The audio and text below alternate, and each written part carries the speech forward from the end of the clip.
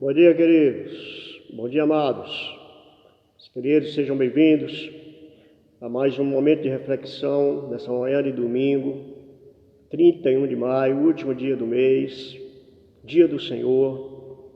Nós estamos aqui, queridos, para mais uma vez compartilharmos as grandezas de Deus nas nossas vidas. E eu quero convidar vocês, nesses minutinhos que nós temos aí pela frente. Hoje é dia do Senhor, é dia de estarmos nos consagrando ao Senhor, dia de estarmos buscando ao Senhor, dia de adorarmos aos nossos Deus.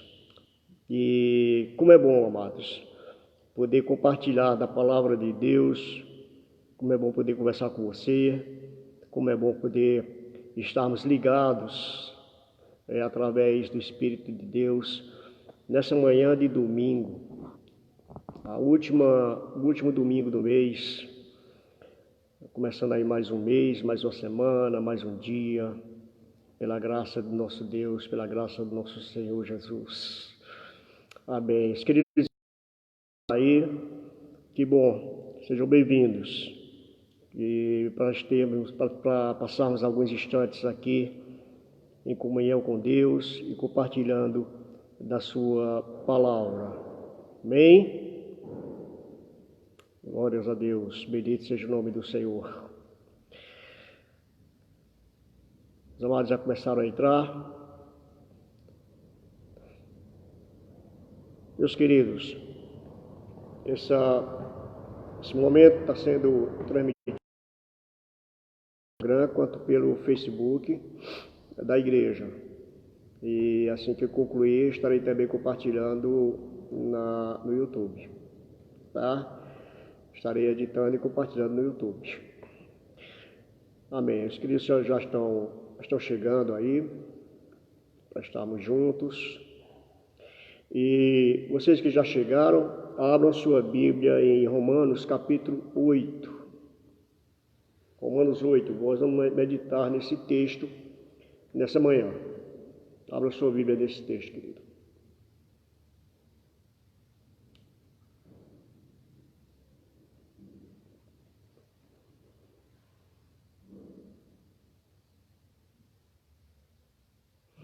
Romanos, capítulo 8, onde Paulo começa dizendo: nenhuma condenação há. Coisa maravilhosa, declaração maravilhosa essa de Paulo. Nenhuma condenação há para os que estão em Cristo Jesus. Você está entrando. Nós vamos ler o texto em Romanos, capítulo 8. Enquanto você abre a sua Bíblia, eu quero começar essa reflexão contando um fato que aconteceu durante a Segunda Guerra Mundial, no contexto da Segunda Guerra Mundial, onde o presidente americano, Franklin Roosevelt, ele, no discurso que ele dirigiu ao Congresso americano, ali no meio do terror de toda aquela guerra que ceifou com a vida de 60 pessoas, um discurso inflamado da história.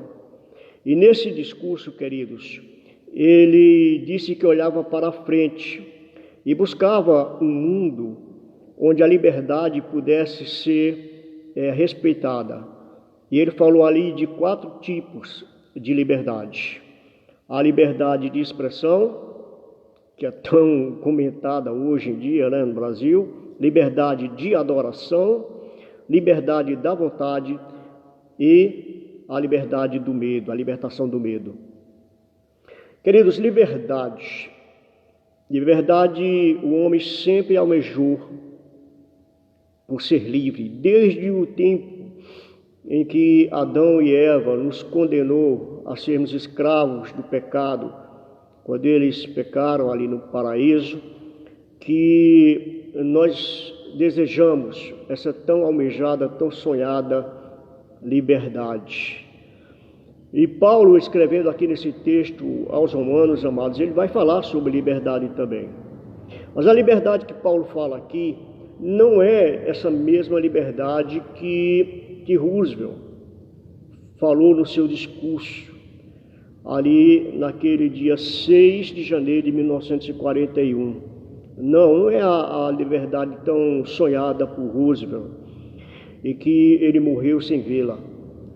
Essa liberdade que Paulo almeja aqui, queridos, é uma liberdade mais plena, é uma liberdade mais abrangente, é uma liberdade que envolve o homem em todas as áreas da sua vida, corpo e alma.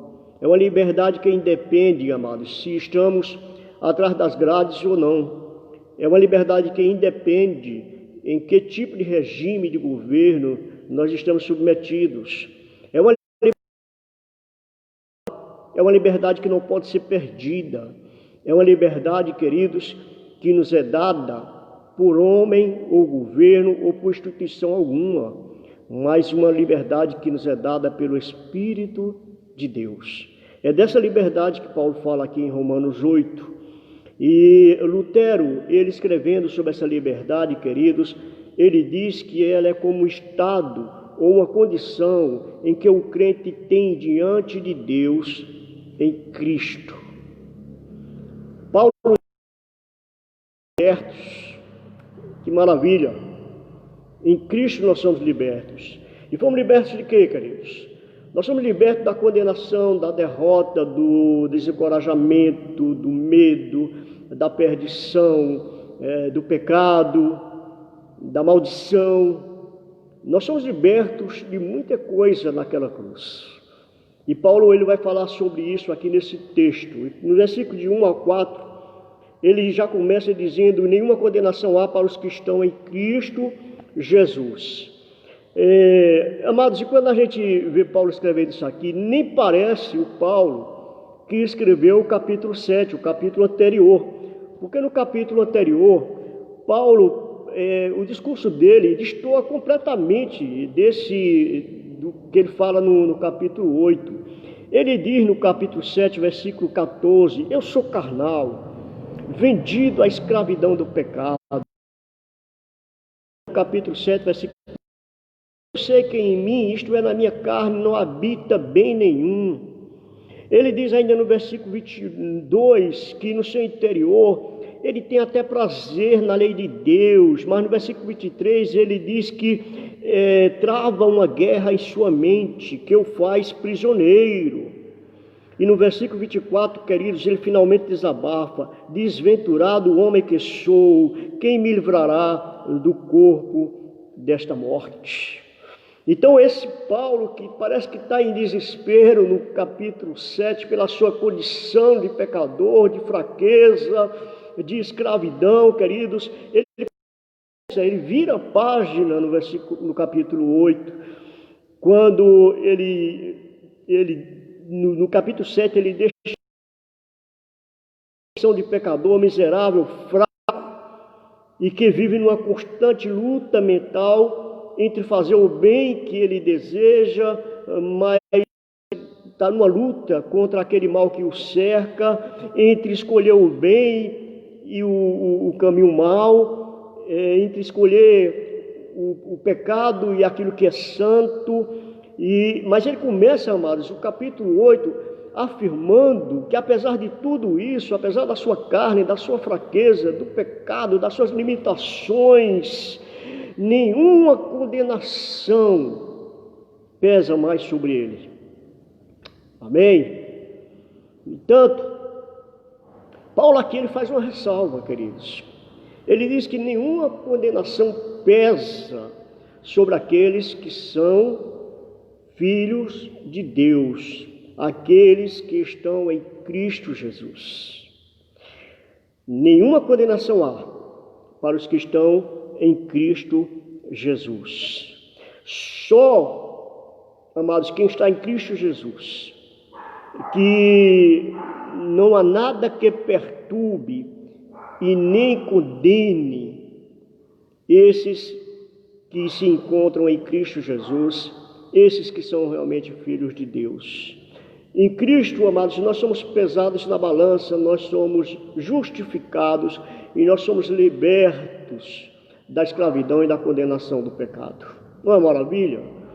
Essa, queridos, é a mais importante de todas as liberdades que o homem pode desfrutar aqui na eternidade, porque nos liberta da escravidão do pecado aqui e nos liberta das cadeias do inferno no porvir.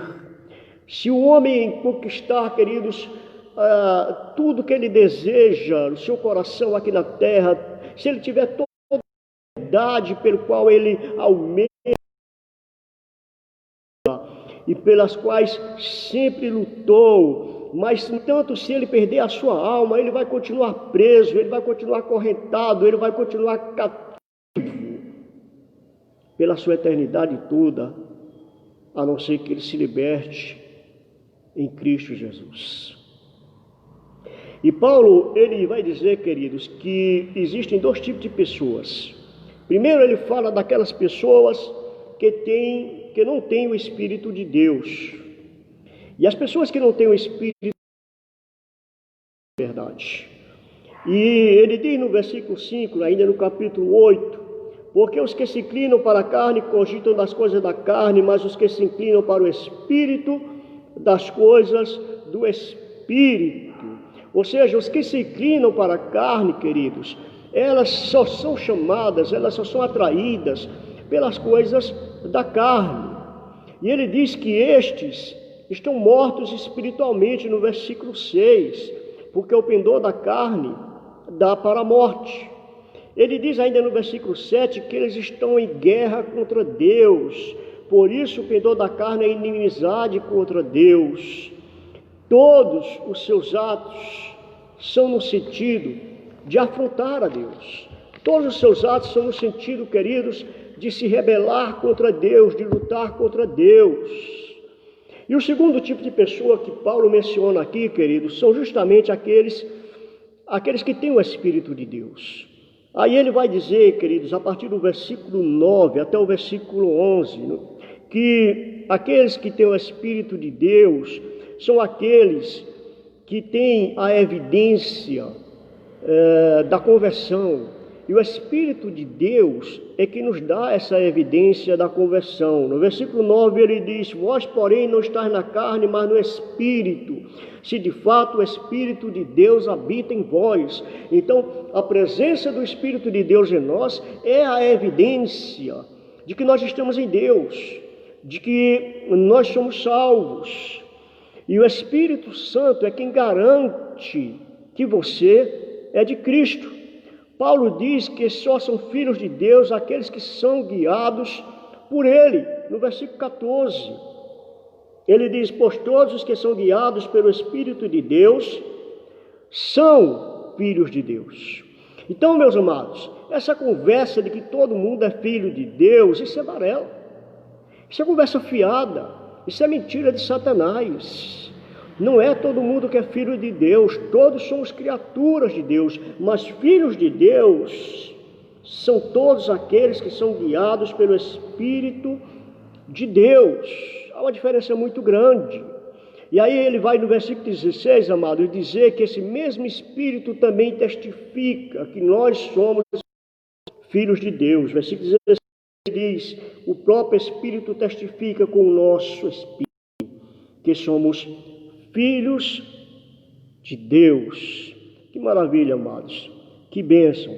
Mas não basta simplesmente, amados, ter o Espírito de Deus. É preciso ser guiado pelo Espírito de Deus. Não basta simplesmente possuir o Espírito de Deus, é necessário ser possuído pelo Espírito de Deus. Não basta simplesmente termos a presença do Espírito de Deus, é preciso que o Espírito de Deus nos presida, seja o nosso presidente.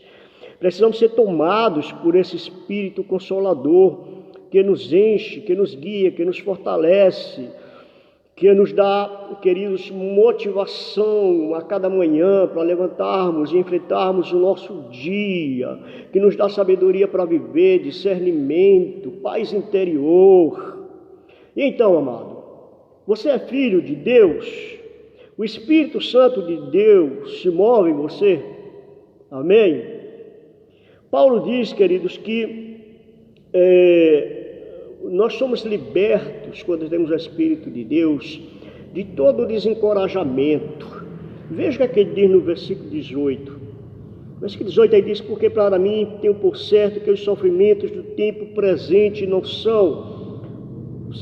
podem ser comparados com a glória a ser revelada em nós. Veja que coisa maravilhosa que Paulo está falando. Ele agora vai tratar, queridos, dos problemas relacionados ao nosso sofrimento e à dor. Em contraste com o sofrimento presente, Paulo agora nos aponta para a glória que está nos reservada no porvir. Ele fala dos nossos gemidos, das nossas angústias, mas ele nos convida, queridos, a olhar para além e contemplar a glória que nos aguarda. E ele diz que, queridos, que possa se comparar a isso, a essa glória. Mas enquanto o céu não chega, amados, Paulo diz que é a vida aqui. Ele nos alerta que ela às vezes é vivida sob gemidos. Ele nos alerta, queridos, que às vezes essa vida aqui, ela tem algumas dores que precisam ser enfrentadas. Às vezes ela é acompanhada de sofrimento, de tribulações. Paulo, ele diz, queridos, que nós gememos. No versículo 23, ele diz assim, versículo 22, ele diz que toda a criação geme, a natureza geme, o mundo geme. No versículo 23, ele diz que não somente a criação, mas também nós que somos as primícias do Espírito, igualmente gememos em nosso íntimo, enquanto aguardamos a adoção de filhos, a redenção do nosso corpo.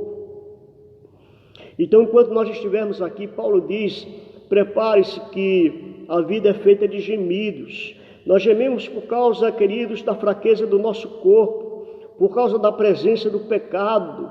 Gememos porque, embora já tenhamos sido libertos do pecado, mas não fomos ainda libertos da sua presença, porque só seremos na glorificação. Ele fala que nós gememos, queridos, por causa dos sofrimentos do tempo presente. Ele fala que nós gememos porque, mesmo sabendo que o melhor ainda está por vir, no entanto, amados, temos que conviver com a fraqueza, doenças diárias, com as dores do nosso corpo e até com o luto. Nós gememos enquanto estamos aguardando a redenção do nosso corpo. E aí Paulo fala de um terceiro gemido, além do gemido da natureza, além do nosso gemido. Paulo vai falar no versículo 26 que o Espírito Santo também geme. Nós não gememos sozinhos.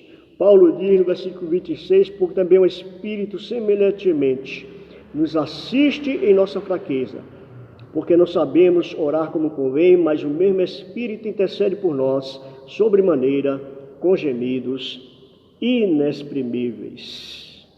Queridos, nós não gememos sozinhos. O Espírito Santo nos faz companhia em nossos gemidos.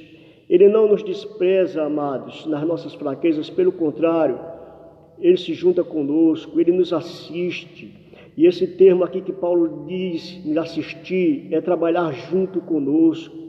Aqui a ideia é de duas pessoas juntas carregando o mesmo fardo. Queridos, o Espírito Santo, ele pega firme com a nossa incapacidade mental, muitas vezes de lidarmos com nossos gemidos, mas o Espírito Santo, ele pega firme conosco, ele está conosco, ele não nos abandona. O Espírito Santo, ele é um presente que o Senhor nos acompanhar aqui neste mundo, justamente porque o Senhor já sabia das nossas fraquezas, e por isso Ele enviou esse Espírito, o Consolador, aquele que nos fortalece, o Espírito da verdade, para estar conosco para sempre e habitar dentro de nós. Até um dia em que seremos plenamente resgatados e plenamente libertos, onde estaremos na glória, desfrutando, amados, da liberdade plena. E só lá, nós poderemos desfrutar plenamente dessa liberdade prometida na palavra do Senhor. Amém?